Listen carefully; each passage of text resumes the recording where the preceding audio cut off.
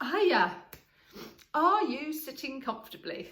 I'm not going to tell you a story, but I may be going to take you back into your childhood. Today's Thursday Thoughts are leaning into the esoteric, because I have become aware that there is a spiritual awakening in myself, but it's actually been happening all my life. And this is where I want to take you back into your childhood, because I just want to tell you about a few real indicators that I haven't missed, but I really haven't been following my true purpose, and the universe has kept doing this to me, and I still haven't paid any attention. I'm just having too much fun on earth, clearly.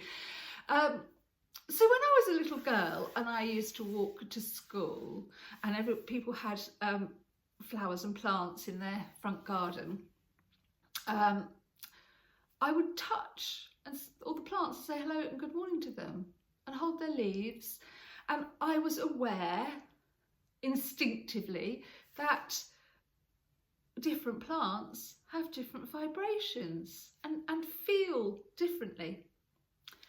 And I just thought everybody did that, and I thought everybody was aware of that. And I was quite a young child. I mean, we're talking about junior school, primary school.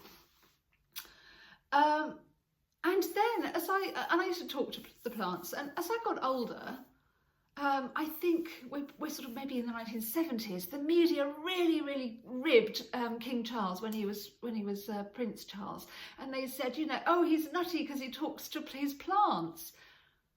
And I was thinking, I remember I was in the living room and my mum was there. I looked at my mum and I was thinking, doesn't everybody do that? Oh, so then I learnt not to do it, and I learnt not to tell people that I did that.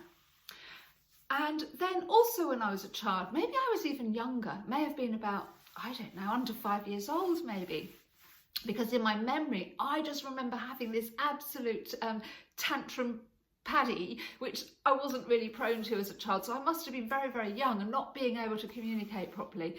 And my dad was going, it was dark, but it was very early. It was probably about sort of, I don't know, 6 o'clock or 7 o'clock, and I'd been put to bed. So, and my dad went out, and he went out to look for his uncle Eric, who I really liked. But I was screaming at my father, my dad, and I was saying, don't go out, because, you know, he's already dead. Anyway, off my dad went. My mum put me to bed and she scolded me. That was a really wicked thing to say, you know, and I was thinking, why is it wicked to tell the truth? And I've always been the sort of person that just tells my truth, and I don't hide my truth very, you know, diplomacy is not my middle name. But I think that goes back to childhood, and I wonder if you can relate to me there, because I knew that my great uncle was dead. And I was trying to tell my parents that. But of course, as a child, I wouldn't have known that that wasn't the thing to do. To just know things is not the thing to do. So then fast forward, you know, a bit more. Teenage years, going out, drinking too much alcohol, falling in love, that sort of thing. That's all that, lovely.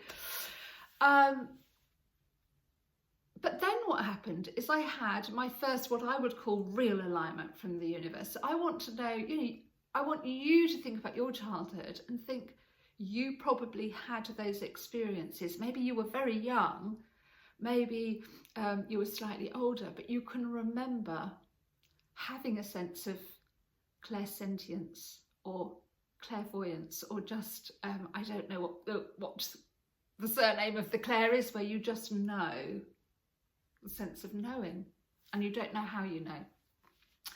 So, you know, at school, for example, and I know my son was caught out like this in maths, because he could do his maths, but he couldn't show how he worked it out, because he just knew the answer. And I think I was like that. I didn't struggle with the maths. I struggled with explaining how I'd got the answer, and I was thinking, I always thought, this school system, you know, it's making everything so. Why is it making everything so complicated? And I know that my son felt like, you know, everything in life was there to try and show him up and trip him up and make him feel bad. And actually that wasn't the case. It's just that what we'd been doing is closing ourselves down. So anyway, in my mid-20s, I had been working in London in the film industry. So I was getting up in the dark, getting on train, going on the underground in the dark. In those days, edit suites were really dark, sitting in an edit suite, really dark, commuting home again. And one winter, I didn't see the light of day, and I got SAD syndrome. And that, when we're suffering, whether it's physical, mental or emotional pain, it's often if it's physical pain, you know, it's a message and it's coming through our bodies. And if it's emotional pain or psychological pain, we should listen to ourselves, because one of the harmful things is us trying to squish into society's norms and behave in a way that actually is quite distressing. And I think it's becoming more distressing to more people. So as we see the rise of ADHD, we see the rise of all sorts of mental health problems, we need to be looking at them as a healing journey rather than as something wrong with the person. It certainly is a dis-ease, but the dis-ease is a message, and it's telling us that our environment is wrong, that we're, you know, we feel like we're in the wrong time and place. And that happened to me, and I was, because I wasn't getting sunlight, you know. But although I kind of knew that, I didn't apply it straight away because of the pressure and the ego saying, I want to work in the film industry, and, you know, I'm doing this and I'm doing that, and actually not listening to my body at all. So I want you to sort of think about, oh yes, there have been times in your life when that's happened. And maybe just, yeah, I mean, there's a modern sort of modern zeitgeist of journaling, which is really useful, actually. I have my ego has blocked to journaling because we used to have to do it at school. It's not about our feelings, but about what have we seen on the way to school. And I couldn't mention, oh, I saw all these plants I was talking to. I couldn't say things like that. So I had to deny myself from a very early age, and I think this is resonating with you. So I did change my career, and I studied aromatherapy and massage, and I was very, very lucky because an amazing woman who was a retired nurse called Mrs. Brooks taught me massage on a Saturday morning, therapeutic massage at the local college. And she also taught us Reiki, and she was like, you don't really need to go on a Reiki course. I went all the way to Japan to do this, but actually, and she was just spreading this information about energy healing. And so effleurage of the body is at skin level. And she would just say, rise, you bring your hands up just an inch, and now feel, and does it feel different? And again, that's not Reiki, by the way, but she would also have us moving and dancing and moving our hips as we massage, so that we didn't take on anyone's illness into our body. But during those years, I became more and more sensitive. So often, if I had a pre-sensitivity or precondition in my DNA, I would be picking up people's illnesses and aches and pains. But a rather amazing thing happened. Oh, and there's a tip that I was told by Fred Steele, who was an acupuncturist in Bedford, absolutely wonderful guy. He said, right, here's 2 really simple tips. If that's you, if you're doing energy work with other people in any way, or you're doing massage or therapies, and you know, this includes facials and beauty therapies, I guess even hairdressers, you know, you're really taking that energy from people. Run your wrists under cold water in between every client.